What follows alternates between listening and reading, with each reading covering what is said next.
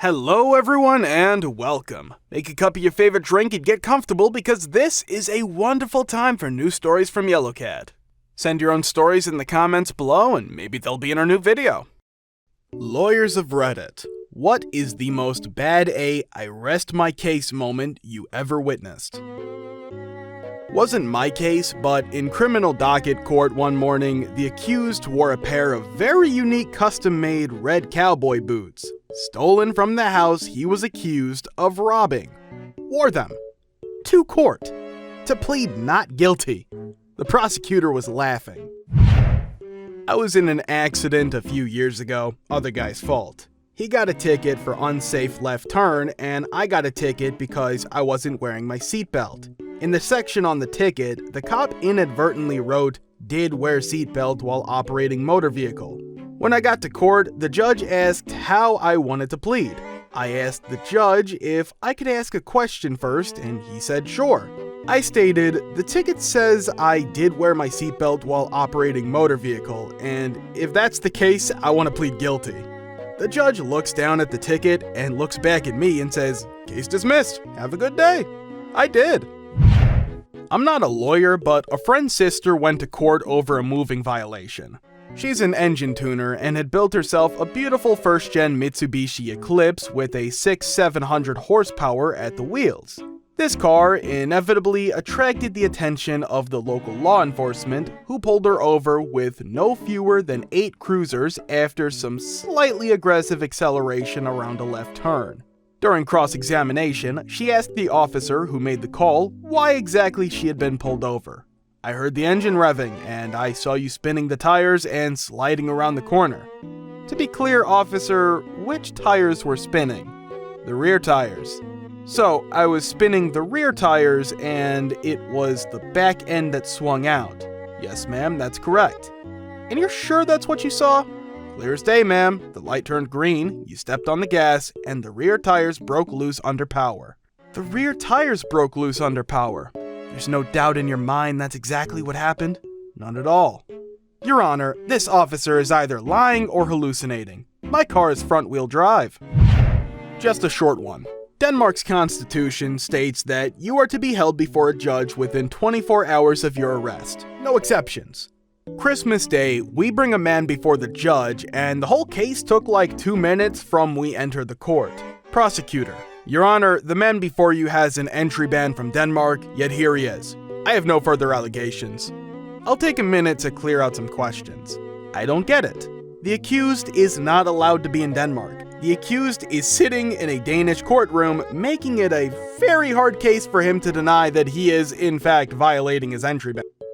Why is it important that it's Christmas? It's implicit that none of us wanted to be in court for longer than absolutely necessary since we had better places to be. How do you get banned from Denmark? It helps if you're a non-EU citizen and commit a crime that gives more than 4 years in prison. I don't know what this man was banned for in particular. There's plenty of people getting banned, but it is a bit complicated, not just because of international laws, but because we don't really have hard borders. It's more of a speed bump. What if the 24-hour rule is broken? Time for a classic law term. It depends. If a Danish citizen does a petty crime, there's a possibility he's just sent home. We do that with drunks, fights, junkies, etc. You don't just let a foreigner go because how would you ever find him again? I remember a case where one of our big international oil tankers was attacked by pirates outside the coast of Somalia. The pirates were caught and held captive on board for 12 days and taken to the police as soon as the ship was in harbor. All the pirates had to be paid a compensation because they were not held before a judge called in via Skype within 24 hours. I hope that helped clear out some of the confusion. When I was in law school, I clerked for a criminal defense legal clinic. We had an assault and battery case where there was only one witness to the crime, which was the victim. I was sitting at the defense table with the actual attorney, another law student that worked on the case with me, and the defendant. We were all in similar-looking suits as a matter of unplanned coincidence. The victim was asked to identify the person who committed the assault in court, and she pointed to me and not the defendant. Our attorney asked several times if she was really pointing to me and if she was sure, and she said yes. The prosecutor was visibly upset, and the trial pretty much ended there, as this was a bench trial and not with a jury. It was never discussed or admitted to, but I suspect our attorney purposefully had me there at the trial because I did have a passing resemblance of the defendant. A little late, but this is one of my dad's favorite stories. So, he is out of state on business, driving through some no-name town when he goes through an intersection. Suddenly, a cop pulls him over, stating that he ran a stop sign and ticketed him. My dad insisted there was not any stop sign, but the cop did not listen. Peed, he went back to the intersection and saw that there was a stop sign hidden behind a tree and twisted in the wrong direction. Even more peed, he went to a convenience store that was in sight of the intersection and bought a disposable camera while the clerk laughed because he saw what happened and knew what's up. Luckily, my dad had to be back there in a few weeks for work. The cop assumed that someone with out-of-state plates would just pay the ticket, and they were shocked when my dad turned up in court, calmly presented his evidence to the judge, and strolled out in 5 minutes scot-free.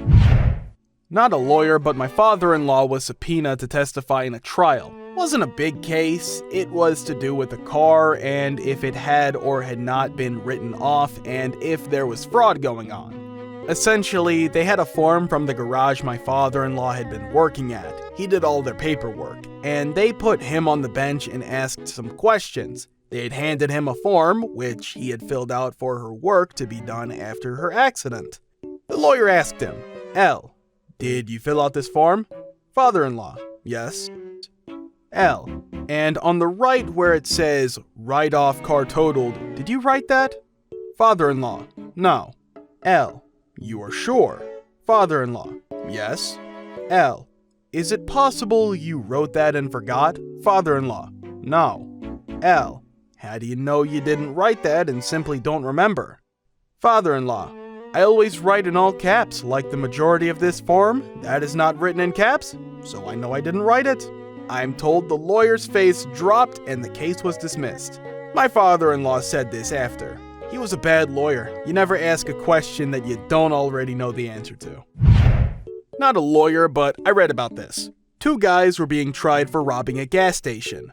A customer who saw the robbery was now on the witness stand. The prosecutor asked him to describe what he saw. He said that he saw 2 guys robbing the store and then running out, and one of them bumped into him. Then the prosecutor looked at the 2 perps and said, "Are those 2 men in the courtroom today?" At which point the 2 idiots raised their hands. Case closed.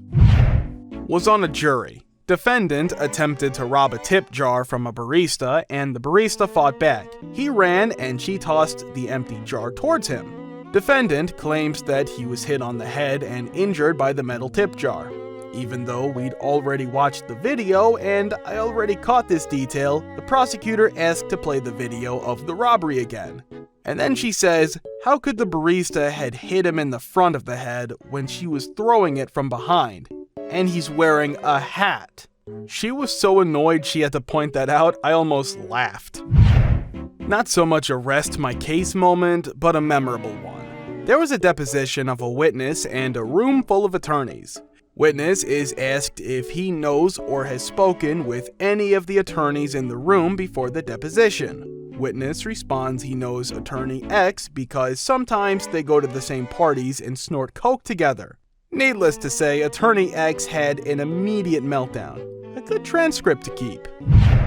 Not a lawyer, but I once got stopped by a cop for a fix-it ticket. Basically, you have to fix a broken taillight and get a cop to sign the ticket or pay the fine.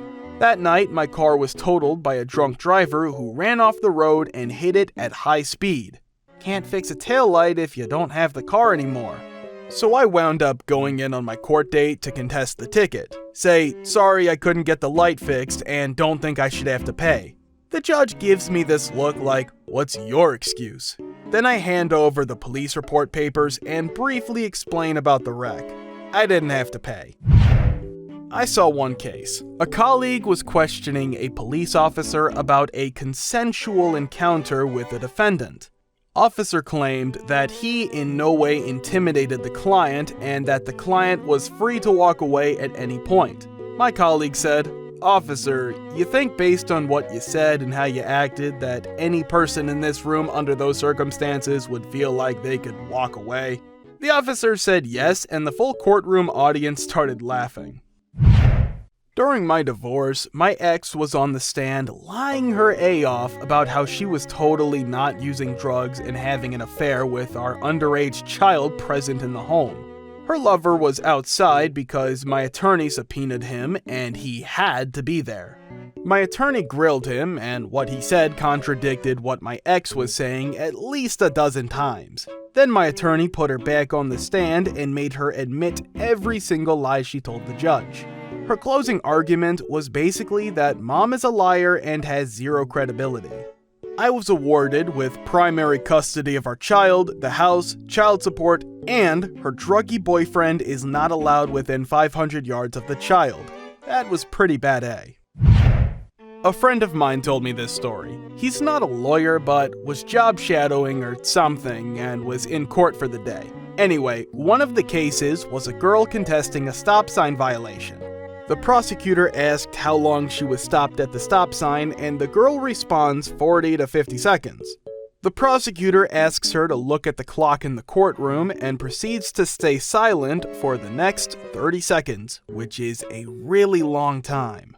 Once the 30 seconds is up, the prosecutor looks back at her and says, "You really stopped 40 to 50 seconds?" And the girl was basically silent. I'm pretty sure she was found guilty. Kind of applies, I'd suppose. I practice mostly criminal defense. I fairly recently had a client who, after pleading guilty to a theft charge, contested the amount of restitution owed. Essentially, the client said, "I stole some stuff, but I didn't steal all of that stuff." The victim had to come to court to prove the value of the things he alleged were stolen. Some of those things that my client denied having touched, much less stolen, were rare and valuable coins. To support his claim, he brought a statement purporting to be from a local coin dealer with the type of coin listed and its value. I knew nothing about coins, but I knew the judge knew a lot about coins, having collected them for years. The DA asks his questions, I muddle through my questions. Then the judge said he had some questions and verbally ripped this guy's list to shreds. Stuff like, "You expect me to believe that blah blah blah coin in blah blah condition is worth $250 when I can go online right now and find the same coin for $36? I just sat back like Vincent LaGuardia Gambini while Mona Lisa Vito was being voir-dired. It was wonderful to watch. Thank you for watching. Guys, thank you for all the support and the likes. Subscribe to the channel if you're not subscribed yet. See you next time.